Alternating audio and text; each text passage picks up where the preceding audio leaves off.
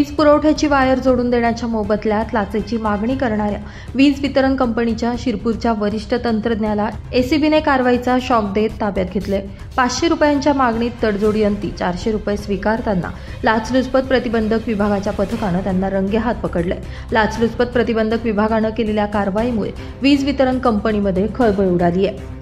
सदरची कारवाई लाचलुचपत प्रतिबंधक धुळे विभागाचे पोलीस उपाधीक्षक सचिन साळुंखे, पोलीस निरीक्षक रुपाली खांडवी, पोलीस निरीक्षक पंकज शिंदे यांच्यासह पथकातील राजन कदम, मुकेश अहिरे, प्रवीण मोरे, मकरंद पाटील, प्रवीण पाटील, रामदास बारेला आदींच्या पथकानं केली आहे।